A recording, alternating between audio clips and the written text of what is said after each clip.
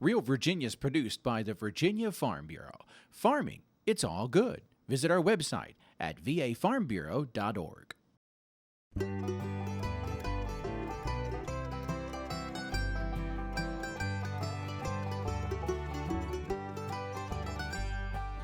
Home will always be Virginia, between the Blue Ridge and Chesapeake Bay, Atlantic to Appalachia, home in my heart always. Welcome to Real Virginia, everyone, a show about Virginia agriculture and the people who produce all of the wonderful products we enjoy. The livestock shows are back at the State Fair of Virginia. We take you to one family farm that's helping others' dreams of success in the show ring come true. We've got a summertime southern favorite recipe, buttermilk fried chicken. And we'll take you to a local cooperative that helps farmers turn their fresh summer produce into delicious value-added products. Welcome back, everyone. We're here at Burning Daylight Farms in Albemarle County, where they raise thoroughbred horses and beef cattle. And it's a tough business, but it's one that's celebrated in show rings throughout the Commonwealth and in the 4 rings at the State Fair of Virginia. But where do you go to learn how to handle a 900-pound animal? Well, in Rockbridge County, many people go to the Strecker Family Farm, where they show students how to handle and care for their animals. Every year at county fairs, young people show their animals in hopes of winning a blue ribbon, a scholarship, or advancing to the top level of the competition, the State Fair of Virginia. These are popular shows for fair visitors. What those visitors don't see at the show is the hard work that goes into training these animals beforehand. Most livestock are working animals, not show animals, and have to be taught how to behave in the noisy and distracting atmosphere of the show. Will Strecker and his family have been helping other 4-H students learn the art of showing animals for years on their Rockbridge County farm. Dad's always been helpful with the 4-H program, but when my family just was getting started, my brothers, my parents didn't have too much knowledge about the show industry, and there's people in our county that reached out and helped us a lot, and we felt that was the best thing to do, is give back what we got taught. And we learned the dynamics of showing and the responsibilities from those people, and we're just passing it down. Each year, the Streckers train 5 to 10 students with the skills they need to show their animals successfully. They also raise show calves here, and more than half of those animals are sold to local students. And if a student doesn't have their own farm, they offer boarding facilities for the animals. It's the love and belief for what 4-H stands for that keeps this family helping others. 4-H has been a big part of my life. I've been doing it. Well, I started actual 4-H when I was 9, and I'm 18 now. It's taught me a lot of good things, responsibilities. You always got to make sure your animals have fresh food and water, and how to make new friends, good sportsmanship, because you're not always going to win, and you just need to handle it better, and just helping kids out and showing respect to the older adults that have helped you. In addition to the experience, students that show animals have a great potential to earn scholarship money during their years in 4-H. You could get scholarship money from anywhere from $50,000 to $100,000. There's a bunch of shows all over that's one of the main things they do is offer scholarships. Showing farm animals may sound old-fashioned, but it's a vibrant part of the state's largest economic sector of agriculture. The 4-H Youth Livestock Program enables youth to develop their interest in beef cattle, sheep, and swine as part of their projects. These programs also help youth become aware of career opportunities in the animal agriculture industry, which represents 57% of the total farm economy in Virginia. And good news, the livestock program will be returning to the State Fair of Virginia at Meadow Event Park in Doswell from September 27th through October 6th. The State Fair of Virginia at the Meadow Event Park is thrilled to bring back the Youth 4-H and FFA livestock shows. The youth in these shows have the opportunity to earn over $70,000 in scholarship while they're here at the fair, as well as educate the general public about what they do every day. Fun, competition, and scholarship opportunities all will be back at the State Fair this year. For more information on the numerous competitions, go to statefairva.org and click on the competitions link. Beef cattle and dairy cattle are the second and third largest livestock categories in Virginia, followed by hogs and sheep. The top 5 cattle counties in the Old Dominion are Rockingham, Augusta, Washington, Pittsylvania, and Bedford, but there are livestock animals in every locality in the state. The top 5 sheep counties are Washington, Tazewell, Wythe, Augusta, and Highland. Even Northern Virginia and Tidewater areas have significant numbers of farm animals that youth can show for competition. Altogether, there are more than 1.5 million head of cattle in the Old Dominion. I'm Mark Viette. Coming up on In the Garden, we're going to talk about letting the sun shine in your garden. Stay with us. I feel that family farms are very important because it's not just a living or occupation, it's a way of life. We live, work, and play right here in one location. The grandchildren are around, and as often as they can, they'll come and say, "Grandma, can I help?" There's a lot of challenges, but by having to be a family operation, it makes it all more enjoyable. This is what I do. It's my livelihood. I enjoy doing it. This is my hobby. It's my vocation. It's a wonderful place to enjoy life with my wife, my children, and grandchildren. We're putting out a product for other people to drink and consume. We hope they like milk and cheese and ice cream and butter and all those good things. What I've always done is what I enjoy doing. It's what I hope my family will continue to do in the future. I'm Gerald Heatwell. I'm Anita Heatwell, I'm Monty Heatwell, and I'm dedicated to dairy, our cows, our milk, and our land. We're in the thick of the growing season, and that means some shrubs could use a little pruning. Mark Viette has some suggestions for us in the garden.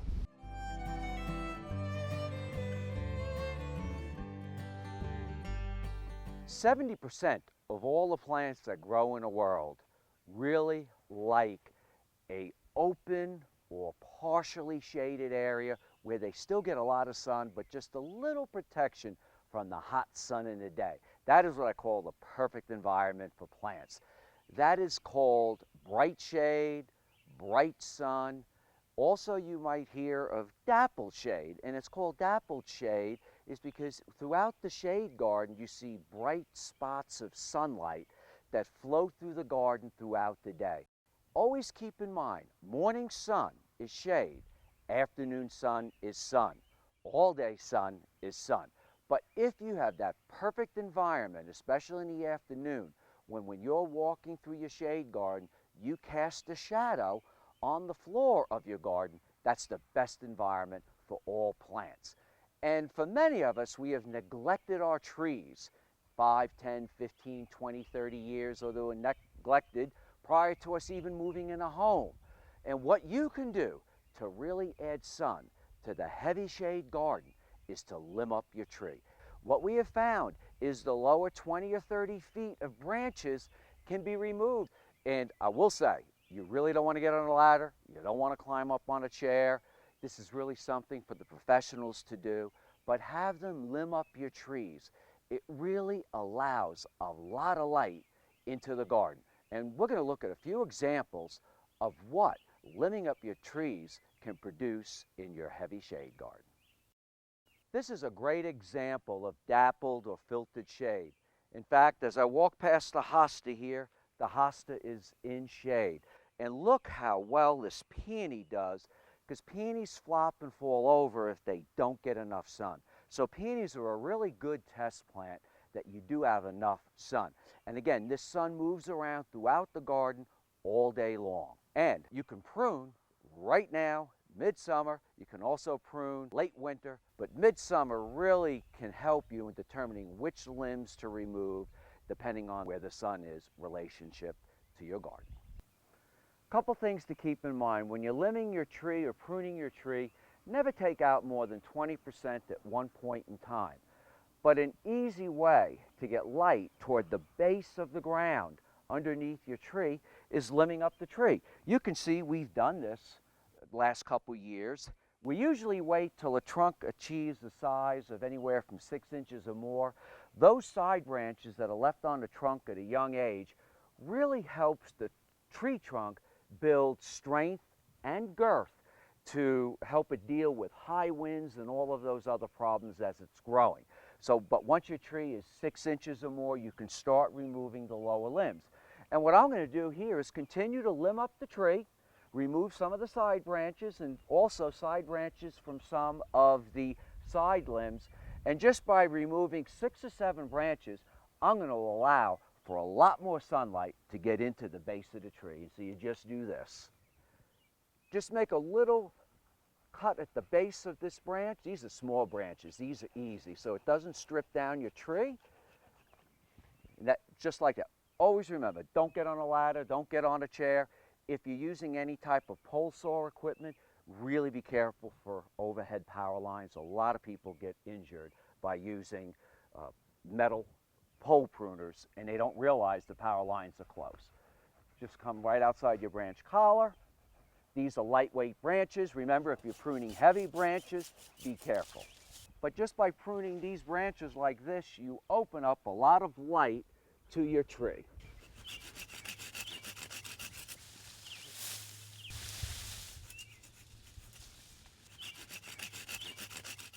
That was easy, just a couple minutes. And as you can see, it's really opened up this whole area where I can now plant annuals and even some of those sun-loving plants. I'm Mark Viette. Join me next time in the garden. For more garden tips, go to inthegardenradio.com. Up next on Real Virginia, it's a Southern family favorite, fried chicken, coming up on Heart of the Home. The tradition returns at the State Fair of Virginia, September 27th through October 6th at the Meadow Event Park in Doswell. Come enjoy all the thrills, from the midway rides and games to every kind of fried food imaginable. Funnel cakes to corn dogs, there's something for kids of all ages. Like live music, we'll have music every day and night at the fair, including a host of national acts. Horse shows and exhibits can be seen every day at the fair. Young McDonald's Farm returns and continues the tradition of the baby ducks, cows, sheep, llamas, and Goat Mountain. And don't forget the Dairy Birthing Center. The fair is a great way for school kids to visit Virginia's largest outdoor classroom with 12 SOL certified agriculture and forestry exhibits. Hundreds of students from all over the state will compete for scholarships and state bragging rights by showing their prize animals. Come see the state's largest pumpkin and watermelon. It doesn't matter if you're 1 or 101, there's something for everyone to enjoy. It's a Virginia family tradition that promises memories to last a lifetime. To learn more, go to statefairva.org. All-terrain vehicles are a lot of fun and have become very popular in rural Virginia. An ATV is versatile and is used for a variety of purposes. But it's important to never carry a passenger unless the ATV is specifically designed to carry riders. An extra rider can distract the driver and throw the ATV off balance. Operate your ATV safely. And remember, no extra riders. For more on all-terrain vehicle safety, go to farmbureauadvantage.com. In the South, it's hard to have a church gathering or a family reunion without Southern fried chicken. It really is a picnic staple here. And as Kendra Bailey Morris tells us, it's pretty easy as she shares her family's recipe in the Heart of the Home.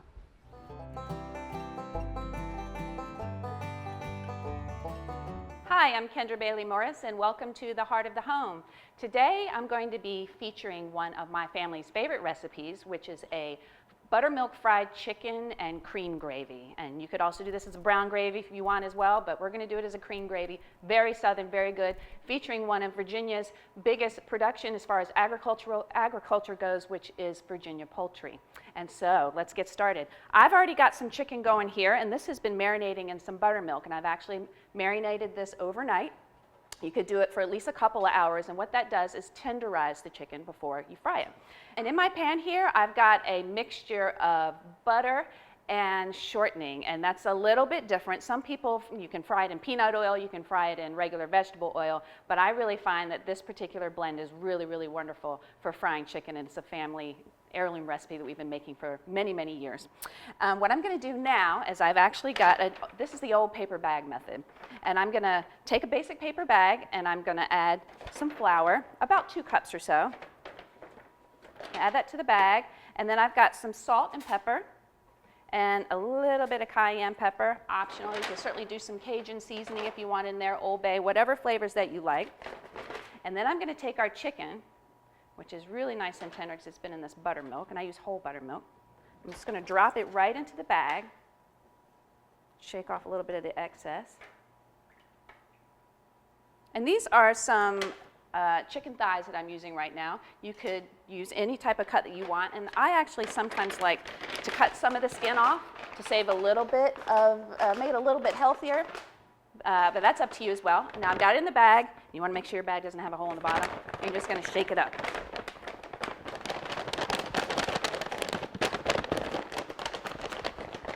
Now I don't know how many of you guys grew up making chicken this way. This is how I grew up making it. All right. That looks great. And now I'm just going to take my chicken pieces out here, and I'm going to drop them in my oil here. Crank it up just a hair. Get these guys going.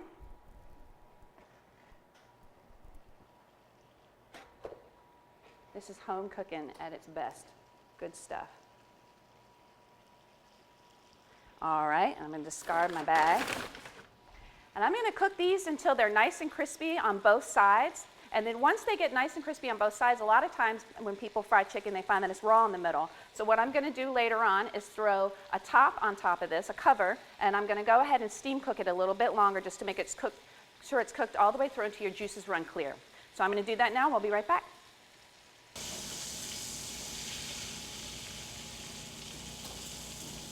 So our chicken has been going for about 20 minutes or so covered. Now I'm going to uncover it. It looks great, sounds amazing, smells amazing. That's a good sizzle there. And I'm just going to go ahead and remove these to a paper towel. Let them drain for just a moment. In the meantime, I've gone ahead and done the second part of the recipe already just for time's sake. And that is making the cream gravy. It's very, very, very simple. As you see here, you have a tremendous amount of delicious drippings left over. It's the combination of the butter and the shortening and all of the crusty goodness that comes from the poultry that we just cooked. And I've saved about 3 tablespoons of that off, added that to a pan and added equal amount flour. Whenever you make a gravy, you just do equal fat and flour. And then we're gonna add about 2 cups of, whisk in actually, about 2 cups of whole milk, and that's to make the cream gravy. If you want to do a brown gravy, you do about 2 cups of chicken stock and get the same effect. And then you season it very generously with black pepper, it's a very southern thing, and a little bit of salt, and it's done. So I went ahead and did that ahead of time. And one nice thing about gravy, other than the fact that it's delicious on a biscuit or on its own by the spoonful, is that you can actually make this the day before and then put it back in the pan and reconstitute it. So it's not something you have to make to order necessarily. It actually does pretty well that way. All right, so now I'm going to go ahead and plate this up. Take a couple pieces of my fried chicken. Oh yeah, these look great.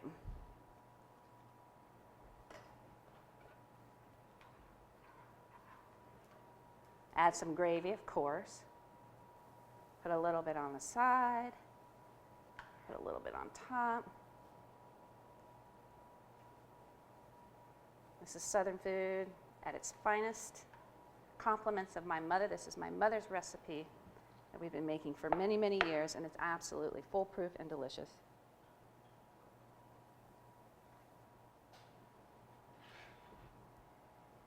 All right. There you have it. We have my mom's buttermilk southern fried chicken with cream gravy. I'm Kendra Bailey Morris. Let's get cooking. Recipes from the heart of the home can be found on the Virginia Farm Bureau website at vafarmbureau.org. A great side dish for fried chicken is hearty potato salad.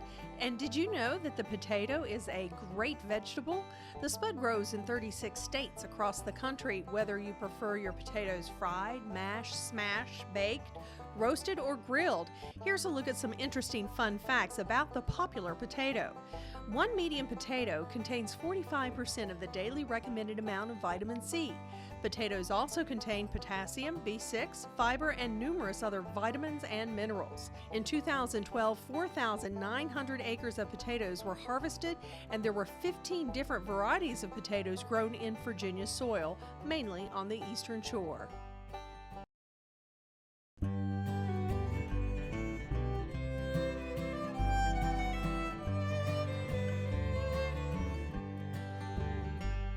Virginia farmers now have a place to process their locally grown foods. As Norm Hyde reports, Homegrown Virginia is giving them options for their extra produce. It was a hot day in the Prince Edward County Community Cannery, but the employees of Homegrown Virginia were excited to be boiling up a batch of fresh strawberry jam for their latest client. Allie Hill's owner of the organization, which is in its second year of providing canning options for growers who want to expand into the value-added market of jams, jellies, sauces, and other preserved foods. It's a growing niche market, and they have a big advantage with this 35-year-old facility that's just been upgraded for commercial production. What we specialize in are using the fresh produce, using the fresh tomatoes and the peaches. We can process all of it. The other niche we are trying to fill is small batches. A lot of farmers don't have a huge market with the grocery store, but they do have a farm stand or a very successful farmers market business, but they're making product on their stove in their own small kitchen, and they want to take it to the next step up and make a couple hundred jars instead of a couple dozen jars at a time. Hill says Homegrown Virginia is a logical outgrowth of the local foods movement. The co-packing business model also allows producers to make use of the part of their crop that's usually not pretty enough for retail sale. What we've heard from the Department of Agriculture is that up to 40% of a tomato crop, a peach crop, and sometimes an apple crop can be a second grade material where they're perfectly edible, but they just are not beautiful. And people, consumers, even folks in the local food movement are still getting the education on the #2 product is perfectly safe, but it is not pretty. And people want that pretty fruit. But we can process that pretty fruit and turn it into a delicious value-added product. This day's batch of strawberry jam came along nicely, even though it's a bit too thick for the commercial pouring machine and had to be distributed by hand. Ellen Messick of MESSICK'S Farm Market in Fauquier County is the customer. She's very pleased.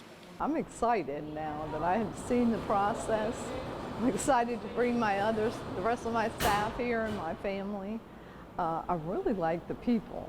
I really like the staff here, and the equipment is very impressive. The process, the way the ladies showed us through the process, how it works, and each machine, what each machine does. Very interesting to me. One of the advantages of the Prince Edward County Cannery and Commercial Kitchen is the subsidized price for users.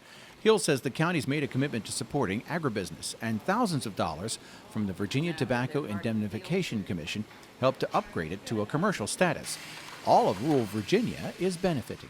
And they have made this commitment to agribusiness development by allowing commercial users and other folks around the state to come in and process in this facility. So the other users would be home users who can process and take their beautiful, bountiful garden vegetables home with them in large scale. Instead of doing 7-quart jars on your stove at a time in your water bath canner, we can do a couple hundred here.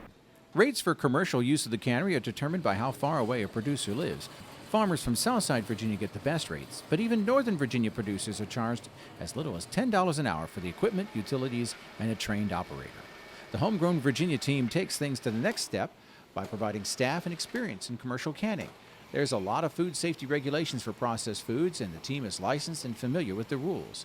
All their recipes are approved by the Department of Agriculture, and if a grower doesn't know exactly what to do with their surplus produce, they have lots of suggestions.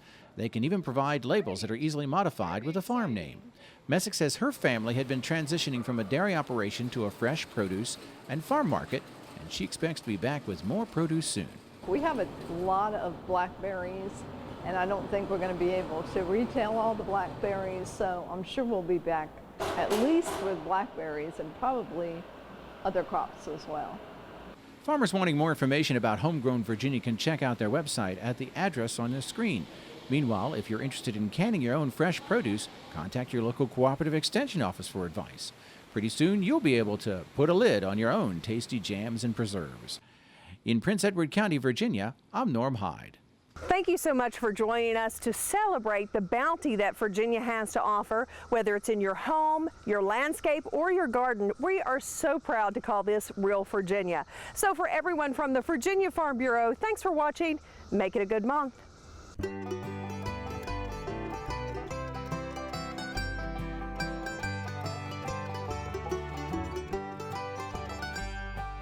Home will always be Virginia, between the Blue Ridge and Chesapeake Bay, Atlantic to Appalachia.